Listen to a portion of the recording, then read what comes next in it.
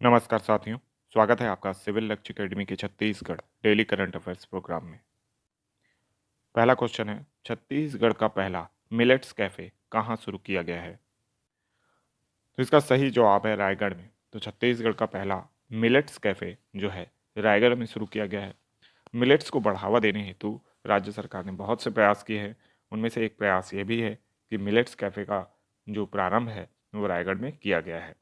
इसके अलावा मिलेट्स को जो महिलाओं की डाइट है ना, आंगनबाड़ी कार्यकर्ताओं की द्वारा जो आपका रेडी टू ईट फूड दिया जाता है उसमें भी ऐड किया गया है। बच्चों की न्यूट्रिशन और सुपोषण के लिए भी इसे ऐड किया गया है। और साथ ही साथ मिलेट्स को राज्य सरकार द्वारा बहुत से यानी बढ़ावा वाला कार्य किया गया है। इसके लिए प्रधानमंत्री ने भी मुख्यमंत्री का सम्मान किया है। ठीक है, तो इस तरीके से आपको ये याद रखना है कि मिलेट्स कैफ़े की शुरुआत कहाँ की गई है। इसी तरीके से गार्बेज कैफ़े की शुरुआत करने वाला पहला जो शहर है वो आपका अंबिकापुर है। इसके बाद में भी आपको याद रखना है, जिसमें प्लास्टिक जो है 1 किलो अगर वहाँ पे पहुँचाई जाती है तो आपको कॉफ़ी और यानी नाश्ते की जो सुविधा है वो प्रदान की जाती है। ठीक है, तो गार्बेज कैफ़े पहला जो है अंबिकापुर में है और मिलेट्स कैफ़े पहला रायगढ़ में है। नेक्स्ट क्वेश्चन है, रामचौरा पहाड़ी किस जिले में स्थित है? तो इसका सही जवाब है बलरामपुर। तो रामचौरा पहाड़ी जो है वो बलरामपुर जिले से संबंधित है, यानी बलरामपुर जिले में स्थित है। इसके अलावा आपको याद रखना है कि जो छत्तीसगढ़ में पहाड़ियाँ हैं वो एग्ज़ाम में अक्सर आ जाती हैं। जैसे आपको गौर लाटा को याद रखना है। गौर लाटा कहाँ स्थित है? तो ये भी बलरामपुर में ही स्थित है और ये छत्तीसगढ़ राज्य की सबसे ऊंची चोटी है ना, सामरी पाट में स्थित है गौर लाटा। ठीक है, तो इसको भी आपको याद रखना है।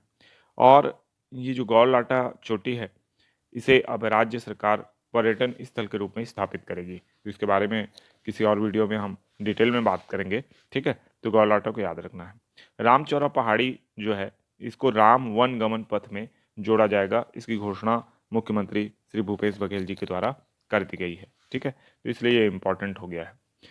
नंदी राज पर्वत जो बैलाडीला में है इसको CGPSC 2019 में पूछा जा चुका है। ठीक है, जैसे कि बदरगढ़ को मैकल सेड़ी में जो कि स्थित है इसे भी 2008 की प्री परीक्षा में पूछा जा चुका है। अबूझमाड़ की पहाड़ी अक्सर एग्जामों में पूछ लिया जाता है। ठीक है, चांग बखार की पहाड़ी जो कि MCB में है वर्तमान में, ये भी एग्जाम में आ चुका है। दलहा पहाड़ आपको पता ही है, अकलतरा जांजगीर चांपा में है, कई एग्जामों में पूछा जा चुका है। गड़िया पहाड़ कांकेर में है। अलबका की पहाड़ी बीजापुर में है। सीता लेखनी सूरजपुर और छाता पहाड़ पलौदा बाजार, ये सारी इंपॉर्टेंट पहाड़ियाँ हैं जो अक्सर एग्जामों में रिपीट होते रहती हैं। ठीक है, तो इन सबको आपको याद रखना चाहिए। नेक्स्ट क्वेश्चन है, हाल ही में नारंगी चमगादड़ कहाँ दिखाई दिया है? तो इसका सही जवाब है बस्तर। ठीक है, तो नारंगी चमगादड़ हाल ही में बस्तर में दिखाई दिया है, तो इसको याद रखना है। बस्तर में कहाँ दिखाई दिया गया है? तो ये कांगेर घाटी नेशनल पार्क में दिखाई दिया गया। ठीक है, तो इसको भी याद रखना है कि कांगेर घाटी नेशनल पार्क में नारंगी चमगादड़ दिखाई दिया है। कांगेर घाटी जो है ये 200 से अधिक जो पक्षी हैं उनकी प्रजातियों के संरक्षण के लिए जाना जाता है। कांगेर घाटी राष्ट्रीय उद्यान बहुत से विलुप्त प्राय जानवरों की खोज के लिए भी जाना जाता है। अंधी मछली, उड़न गिलहरी, रिसस बंदर जैसे तमाम जो जीव जंतु हैं यहाँ पाए जाते हैं। देश में केवल ऐसे 3 स्थान हैं जहाँ पे नारंगी चमगादड़ देखा गया है। इसमें केरल और उड़ीसा है पहले दूसरे, जबकि छत्तीसगढ़ का बस्तर तीसरे स्थान पर आता है। तो ये बहुत ही बड़ी उपलब्धि है कि नारंगी चमगादड़ यहाँ देखा गया है। नेक्स्ट क्वेश्चन है, राजा मोर ध्वज उत्सव मनाया जाता है? तो इसका सही जवाब है आरंग में। तो राजा मोर ध्वज उत्सव जो है वो आरंग अर्थात भांडेर जिसका पुराना नाम है यहाँ मनाया जाता है। ये रायपुर जिले में स्थित है। ठीक है, तो मेले महोत्सव उत्सव इससे बहुत से क्वेश्चन आते हैं। इसका रिवीजन करके आपको एग्जाम में जाना जाना चाहिए। CGPSC एग्जाम का फेवरेट सेक्टर में से एक ये भी है। ठीक है, तो इसको याद रखना है आपको। नेक्स्ट क्वेश्चन है, मैरीलैंड की 10वीं लेफ्टिनेंट गवर्नर कौन बनी है? तो इसका सही जवाब है अरुणा मिलर।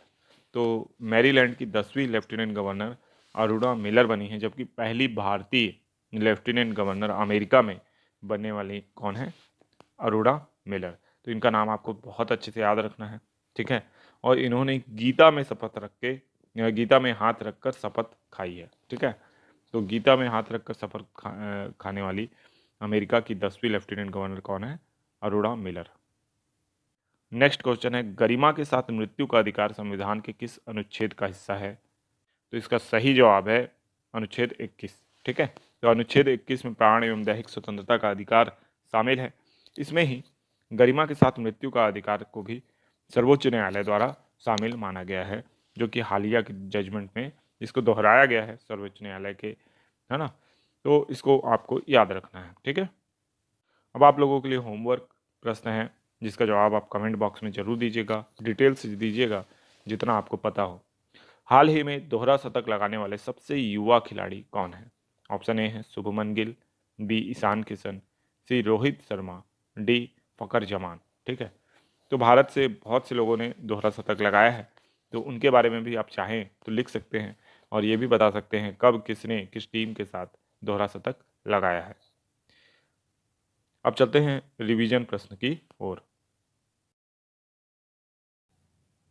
पहला प्रश्न है, रक्षा डोंगरी नामक रामायणकालीन स्थल किस जिले में स्थित है? तो इसका सही जवाब है नारायणपुर। ठीक है, तो नारायणपुर में रक्षा डोंगरी नामक जो रामायणकालीन स्थल है वो स्थित है। ठीक है, तो इसको याद रखना है। और आपको ज्ञात ही होगा कि जो छत्तीसगढ़ है ये श्री राम की कह सकते हैं ननिहाल है, और माँ कौशल्या का जन्म स्थली है ना। और माँ कौशल्या का जो मंदिर है, विश्व की एकमात्र माँ कौशल्या के मंदिर कहाँ है? तो वो चंदखुरी में है। ठीक है, इसके अलावा जो श्री राम हैं, जब चित्रकूट से वो छत्तीसगढ़ की ओर निकले तो सबसे पहले वो एमसीबी जिले के हरचौका नामक स्थान में प्रवेश किए। ठीक है, यहाँ हरचौका में मवई नदी जो है वो बहती है। ठीक है, तो इसको भी आपको याद रखना है कि मवई नदी कहाँ बहती है, तो ये आपका हरचौका में बहती है। और हरचौका जो है वो जो सीतामढ़ी है वो मवई नदी के तट पे है। ठीक है, अब जो रक्षा डोंगरी है इसका 7 अक्टूबर 2021 में इसका उद्घाटन किया गया था यहाँ पे राम वन गमन पथ परिपथ का। ठीक है, तो इसको भी याद रखना है, नारायणपुर जिले में है। नेक्स्ट क्वेश्चन है, झुमका महोत्सव का आयोजन किस जिले में किया जा रहा है? तो इसका सही जवाब है कोरिया जिले में। तो कोरिया जिले में पहले जो महोत्सव हुआ करता था वो अमृत धारा महोत्सव था, अमृत धारा महोत्सव। ठीक है, लेकिन अमृत धारा अब कहाँ चला गया? ये एमसीबी में चला गया। ठीक है, एमसीबी में क्या चला गया? अमृत धारा। तो छत्तीसगढ़ में जो बहुत से ज़िले बने उसका परिणाम था कि अमृत धारा कहाँ चला गया? एमसीबी में चला गया। अब कोरिया ज़िले के पास ऐसी पर्यटन की जो सुविधाएं हैं वो कम बची हैं, लेकिन झुमका बांध जो है वो कह सकते हैं कोरिया ज़िले की शान है ना।